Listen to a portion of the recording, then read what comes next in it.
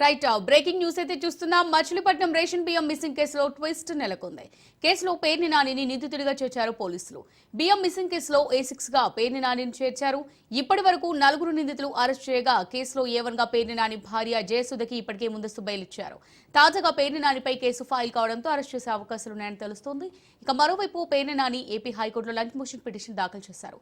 ముందస్తు బెయిల్ కోరుతూ న్యాయస్థానాన్ని ఆశ్రయించారు.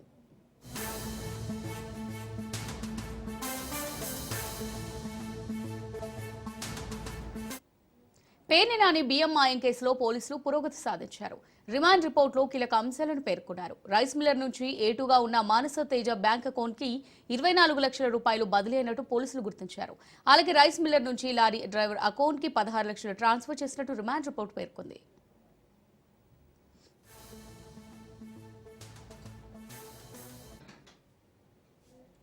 మరోవైపు పేర్ని నాని గోడౌన్లో రేషన్ బియ్యం మాయమైన కేసులో 4 పోలీసులు అరెస్ట్ చేశారు.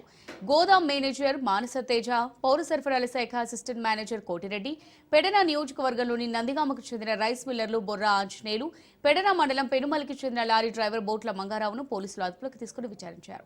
వీరికి న్యాయస్థానం 12 రోజులు రిమాండ్ విధించగా మచిలీపట్నం సబ్ జైలుకు తరలించారు. ఇదిలా ఉంటే గోడౌన్ మేనేజర్ మానస తేజ, పౌర సరఫరాల అధికారి కోటిరెడ్డి మిగిలిన 2 బ్యాంకు ఖాతాల లావాదేవీలు సుమారు 25 లక్షల నుంచి 30 లక్షల రూపాయల మేర లావాదేవీలు జరిగాయని పోలీసులు అనుమానిస్తున్నారు. ఈ నేపథ్యంలో వారిని అదుపులోకి తీసుకున్న పోలీసులు విచారిస్తున్నారు.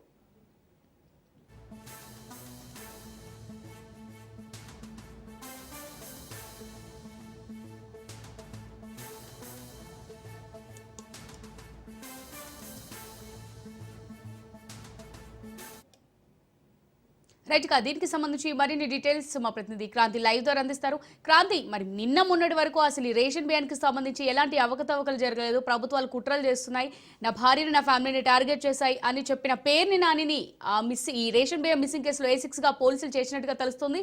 మరి అరెస్ట్ చేయడానికి కూడా రంగం సిద్ధం చేసినట్టుగా తెలుస్తుంది. మరి దీనికి సంబంధించి డీటెయిల్స్ ఏంటి? యశమూల్య కృష్ణా జిల్లా మచిలీపట్నంలో పేర్ని నాని సతీమణి పేరు మీద ఉన్న గోడంలో రేషన్ బియ్యం బస్తాలకు సంబంధించి మిస్సింగ్ కేసు ప్రస్తుతం పోలీసులు దర్యాప్తు వేగవంతం చేశారని కూడా చెప్పుకోవచ్చు. ఈ కేసులో తాజాగా A6 కింద పేర్ని నాని మాజీ మంత్రిని చేర్చడం జరిగింది. ఆ రిపోర్ట్ రిమాండ్ రిపోర్ట్ ఏదైతే మనం స్క్రీన్ మీద చూపిస్తున్నామో దానిలో రిమాండ్ రిపోర్ట్లో క్లియర్గా A6కి సంబంధించి పేర్ని నాని జత చేయడంతో తాజాగా ప్రస్తుతం ఇది రాజకీయ పరంగా కూడా చర్చనీయాంశమైన పరిస్థితుంది. రేషన్ బియ్యంకి సంబంధించి అక్రమ తరలింపు, మిస్సింగ్ బస్తాలు దాదాపు 7,577 బస్తాలకి సంబంధించి అక్రమంగా తరలింపు అనే విషయానికి సంబంధించి ప్రస్తుతం పోలీసులు అయితే దర్యాప్తు చేస్తున్నారు. దీనిలో A1 గా గోడముకి సంబంధించిన యజమానిగా ఉన్న జయసుధ పేరు, పేర్ని నాని సతీమణి జయసుధ పేరు, A2 కింద మేనేజర్ గా ఉన్న మానస్ తేజతో పాటు అటు A3 గా కూడా సివిల్ సప్లైస్ అసిస్టెంట్ మేనేజర్ గా ఉన్న కోటిరెడ్డి, A4 కింద లారీ డ్రైవర్ నాగమంగారావు, A5 కింద రైస్ మిల్లర్ బొర్రా ఆంజనేయులు వీళ్ళందరికీ సంబంధించి రిమాండ్ రిపోర్ట్ లో పేర్కొనడం జరిగింది. అయితే ఇప్పటికే A1 మచిలీపట్నం జిల్లా కోర్టులో ముందస్తు బెయిల్ అప్లై చేయడంతో నిన్న న్యాయస్థానంలో న్యాయమూర్తి ముందస్తు బెయిల్ జయసుధకి A1 జయసుధకి ఇవ్వడంతో ప్రస్తుతం A1 కి ముందస్తు బెయిల్ అయితే రావడం జరిగింది. ఇక A2 A3 A4 కి సంబంధించి A5 కి సంబంధించి కూడా నిన్న న్యాయమూర్తి ముందు ప్రవేశపెట్టగా 12 రోజుల పాటు రిమాండ్ అయితే విధించారు. ఈ కేసుకు సంబంధించి తాజాగా A6 పేర్ని నాని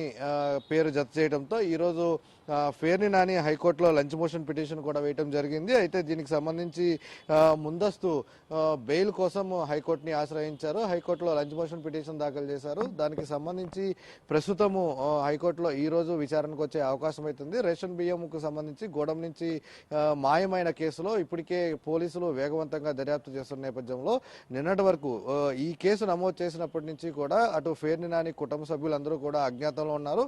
పేర్ని నాని 2-3 సార్లు బయటికి వచ్చి ప్రెస్ మీట్లు పెట్టి వెళ్ళినప్పటికీ కూడా పోలీసులు ఇంకా పేర్ని నాని అదుపులోకి తీసుకోవడంతో తాజాగా రిమాండ్ రిపోర్ట్ బయటికి రావడం, రిమాండ్ రిపోర్ట్ లో A6 గా పేర్ని నాని పేరు ఉండటంతో ప్రస్తుతం మళ్లీ పేర్ని నాని అజ్ఞాతంలోకి వెళ్లారు. పోలీసులు పేర్ని నాని కోసం ప్రత్యేక బృందాలుగా కూడా గాలింపు చర్యలు అయితే చేపడుతున్నారు. అయితే దీనికి సంబంధించి ఈ A2 మానస్ తేజ అదేవిధంగా లారీ డ్రైవర్ ని విచారణ చేసిన నేపథ్యంలో అక్కడ కొన్ని విస్తుపోయే నిజాలైతే బయటకు వచ్చాయి. అటు మానస్ తేజకు సంబంధించి ఈ బియ్యం తరలింపు వ్యవహారంలో అతని బ్యాంక్ అకౌంట్ కి దాదాపు 24 లక్షల రూపాయలు వచ్చినట్టు కూడా పోలీసులు గుర్తించారు. ఇక లారీ డ్రైవర్ కి సంబంధించి నాగాంజనేయులకి సంబంధించి అతని బ్యాంక్ అకౌంట్ కి 16 లక్షలు వచ్చినట్టు కూడా పోలీసులు గుర్తించిన నేపథ్యంలో పూర్తి స్థాయిలో ఈ అంశాలన్నిటికి సంబంధించి కూడా పోలీసులు దర్యాప్తు చేస్తున్నారు. అసలు ఈ గోడౌన్ నుంచి బియ్యం ఎక్కడికి వెళ్ళాయి అనే అంశాలకు సంబంధించి దర్యాప్తు చేసిన నేపథ్యంలో ఇక్కడి నుంచి మాయమైన మిస్సింగ్ కి సంబంధించిన రేషన్ బియ్యం పీడిఎస్ బస్తాలన్నీ కూడా అక్కడ ఎమ్మెల్యేస్ పాయింట్ కి కాకినాడ పోర్టు దగ్గర ఉన్న ఎమ్మెల్యేస్ పాయింట్ కి వెళ్ళి అక్కడి నుంచి కూడా కాకినాడ పోర్టు అదేవిధంగా